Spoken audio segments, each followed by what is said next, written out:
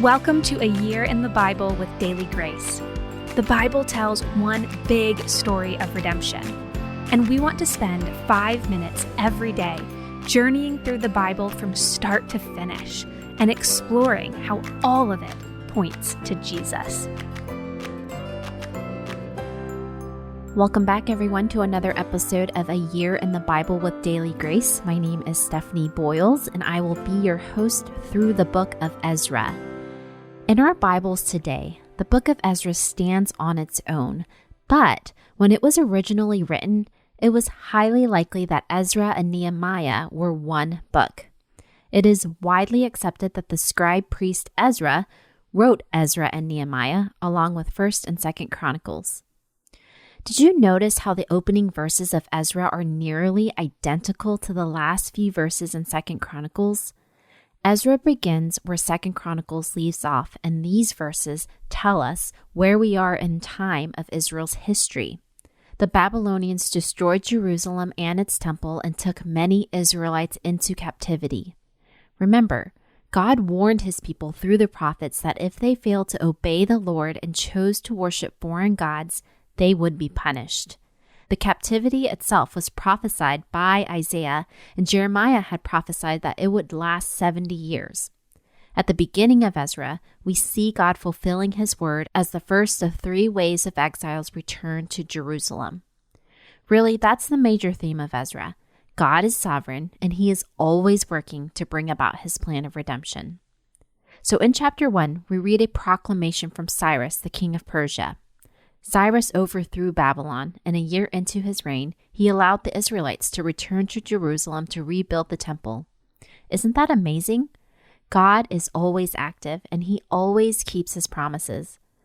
God was working in their time of captivity, and here we see him stirring hearts to bring about his plan of redemption.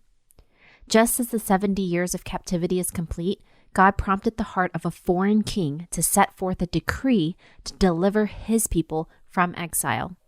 He also stirs up the hearts of some of his people to rebuild the temple. Their suffering would not last forever.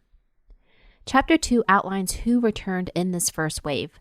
This number adds up to about 50,000, and they are led by Zerubbabel, who is actually from the line of David.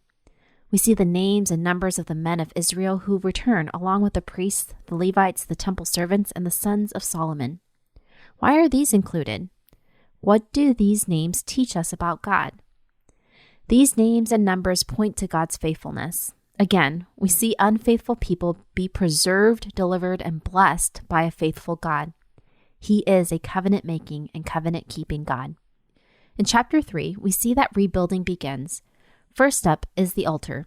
Zerubbabel and Jeshua, the appointed high priest, offer up burnt offerings. With the reconstruction of the altar, God's people are ready to worship and resume the calendar with its feasts and festivals. These are the festivals we talked about in Leviticus 23.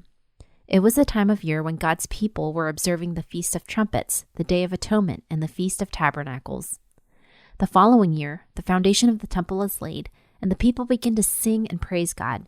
They give thanks, for he is good, for his steadfast love endures forever toward Israel. But we also read that many of the priests and older men wept.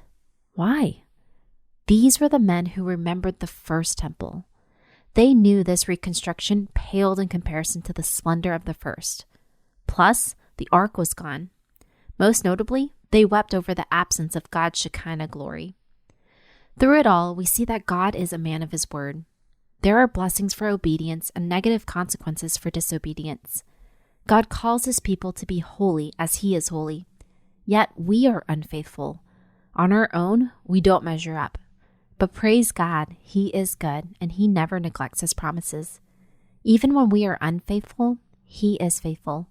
He is sovereign, always working to bring about his plan of redemption, and he's always on time. God used the king of Persia to restore his people from captivity, bringing them home. Jesus is the true and better king who ultimately rescues us from the chains of sin and makes a way for us, sojourners in this world, to dwell with him for eternity. He is our altar. He is the perfect sacrifice, and in our union with him, we are remembered and preserved. And we look forward to his return when he will fully restore his kingdom and he will dwell with his people forever.